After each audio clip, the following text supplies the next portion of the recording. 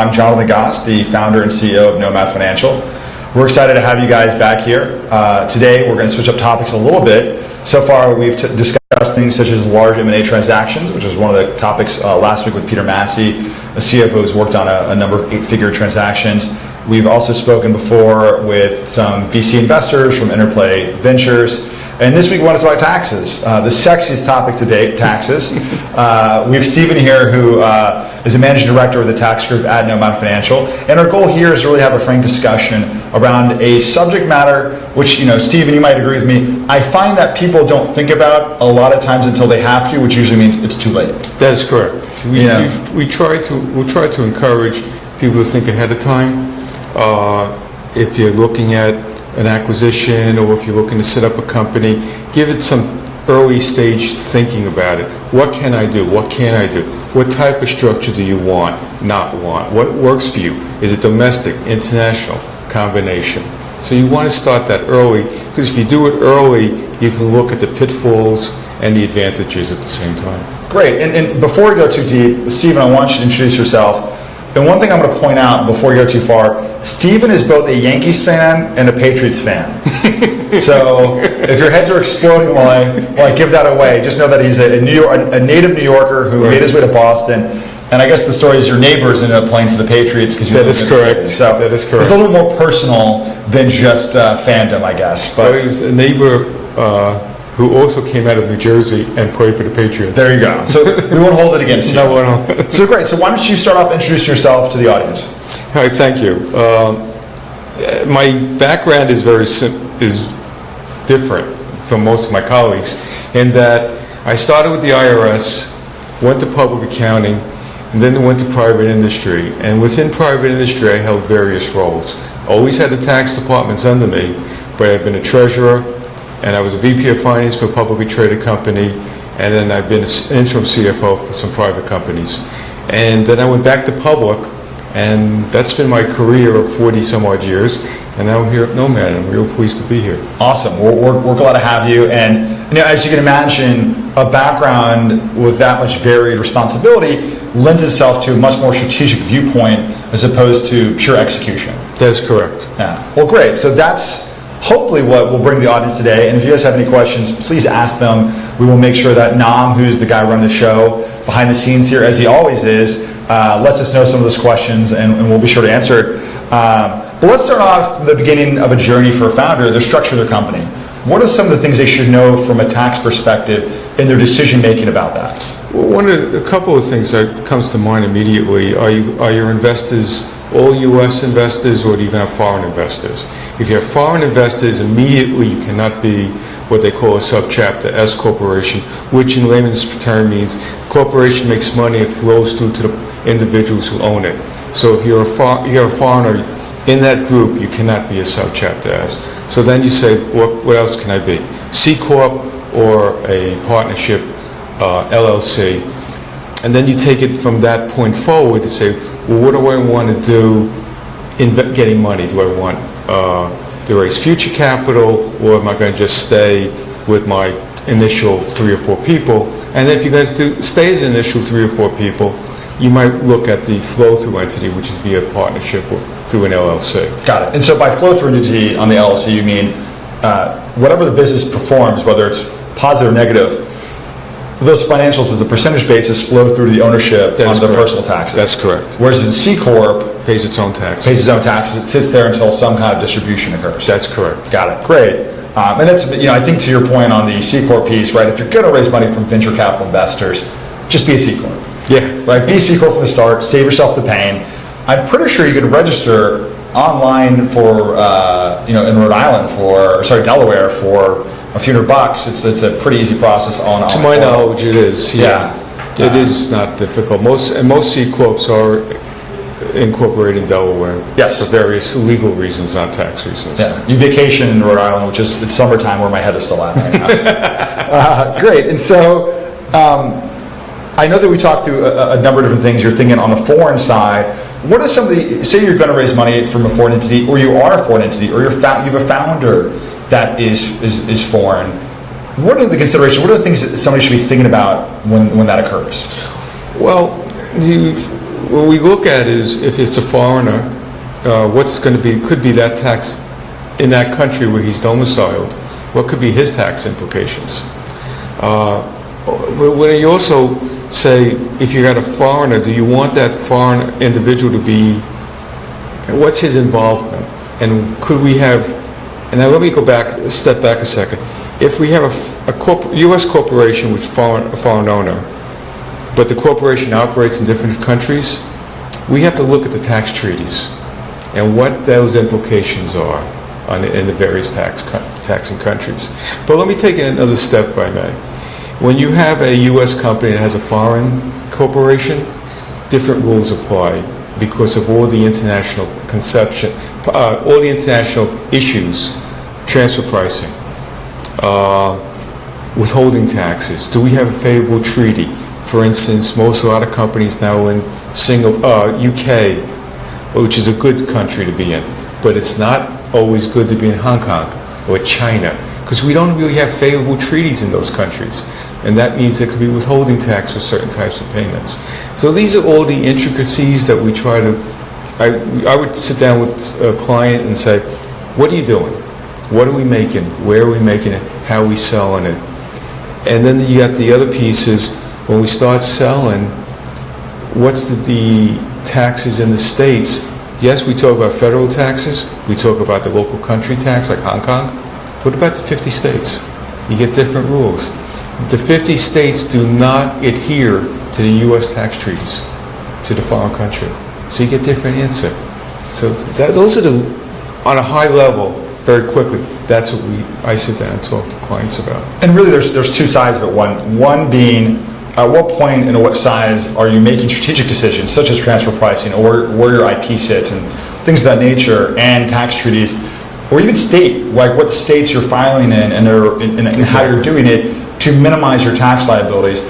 That's one end. And the other end is just understanding that there's a liability on a state-by-state basis based on their state laws or international laws that are related to operating your business and making sure that you're paying these state taxes. That's correct. And some of those liabilities, as a founder, are put on you. The burden will be put on you even if the company shuts down. Am I right on that? That's correct. It could be. Yeah. Yes. As in, you can't walk away from that. The tax man is a coming, right? Yes. Like, they will always collect what's due. Or it's worse than Lannisters, I believe. And you mentioned IP. Yes. And we talk about where should the IP be domiciled? Where can you do it that be favorable? Because you can have royalty payments between the related companies. And one structure that we've seen is you may put the IP in the UK or in Ireland. They have favorable tax treaties, but they're lower tax rates than the US. So if you can do it at an early stage, it's cheaper than when you're an existing company, because if the IP's been in the US for years, then you have a sale that you have to pay tax on in the U.S. Selling the asset. Selling the asset to the other subsidiary. Got it. So I try to encourage our clients to think about that. And sometimes you get a business answer which may not be the best tax answer, but for business reasons they'll say, I don't want to do it. I want to keep it in the U.S. Is there a certain size that you tend to use as a trigger when you're saying, this is a moment to think about it? You're clearly your business is working. You've reached MVP. Go do that now, as opposed to waiting because it'll be cheaper to do it now. I try to do it as early as possible. Okay. I bring it up as early as possible with clients. Got it. Okay. And one of the things is withholding. If I remember correctly, back when I was with Vimeo and at IC, one of the big issues we were dealing with is paying foreign vendors to do work in the U.S. and the withholding around that. And that was an area that the IRS started aggressively cracking back on. They become very aggressive on that. And depending on the tax treaty, the withholding certain payments could be as high as 30%. It's a concept that a lot of startup clients said, what are you talking about? And different payments can be taxed, have a withholding. And as you put it, vendors could have that issue too. So it's something we look at, that we want to be cognizant of, because that's a heavy penalty if it's done incorrectly. And if your vendors are surprised by that, they may not be doing their homework, and then suddenly you're withholding a huge chunk of their payday that they were counting on receiving. That's correct. Again, there's trees around this. There's certain steps you take, but the more prepared you are, the better off it's going to be. And that burden really is on the vendors, but if you're being thoughtful as a business, at least you're expressing it. That's correct. And again, that's foreign work being done by foreigners in the U.S. That's correct. Not work being done by foreigners in foreign countries. That's correct. Yeah, it's those little details, the ones that catch you. Let's talk a little bit about savings opportunities, right? Tax credits, things that a lot of founders probably don't know about that are, worth at least discussing here so they're more knowledgeable that they exist. The biggest one that we've always talked about with clients is our research and development, R&D. If the R&D is done in the United States, there is a credit. Now, R&D used to be known as just a pharmaceutical, but today they've changed it that R&D is anything new to the company. That's the easiest way to explain it. So if you're doing something new to your company, and it could be deemed R&D. And we have seen this through various industries, from the food industry to beer companies now take it. So it's an opportunity. It's a big opportunity that I encourage people to look at. And what I've done with clients is, if we're not sure, the advice I give the clients: take the form and check the box on the form. You may not put a number there, but then you can use the simplified method of R&D rather than the more difficult method if you have to amend your return. And it's something that I tell everyone to think about. Other top possibilities as clients grow: can you make an election that your prepaid insurance, as an example, can be expensed today rather than later on in the subsequent year? If you got fixed assets, of course we have bonus depreciation that we look at. But we look at all these opportunities going forward. In R&D credit, most of the credits that it could be carried forward if you have lost years. So there are these opportunities. And what I also say is that as we look at the federal opportunities, look at the states. The states are encouraging businesses. New York State has various programs. Massachusetts has programs. Look at the states. And every state has a different opportunity, but there are opportunities for startup companies in the various states. They should be viewed, and we should sit back and give it a thought. Got it. And so now that we're through a couple of the kind of big savings opportunities like the R&D tax credit, in which the actual application of it is a little different than probably how most people think about it, right? It's against, it works against, I believe, payroll tax, right, is the benefit there. If it's a partnership or an S-Corp, okay, you can apply it against because it's a flow-through, you can use it against payroll taxes. Yes. And then you can't retroactively apply for it. And there's a time limit on it, right? There's only a certain period of time in which you can... Well, it's a statute of limitation. That's why I'm saying, if I check that box, I can make it a simplified. But if the statute's still open, we can go back and amend returns. Great. And then there's also a cap on when you get to take advantage of it as well, right? There's some... There is a cap, and it's not a simplistic calculation, but yes. But the point being, if you're not taking advantage of it, and there's a 5-year window in which you can take advantage, I believe. 3-year carryback. 3-year carryback. But at a certain point, you might outgrow it. I'm sorry, 2-year carryback. And there's a point where you may not be able to, you might outgrow it, so don't wait on taking advantage of it. Right. Start doing it now. Right. And if it's a carry forward, when you become profitable, you use the credit to offset your taxes. Yeah. And so, speaking of when you're unprofitable, you have a lot of startup businesses that are unprofitable in the first couple of years. What are some of the things, the considerations they need to make, say, if they're going to go raise additional capital? Great question. And that's the one area where clients and professionals miss. There's something called in the code, and I'm going to use the code section, but I'll explain it, Section 382. So if you have a shareholder that has a 5% shareholder of interest, and he sells, in my example, 50%, now the losses become restrictive.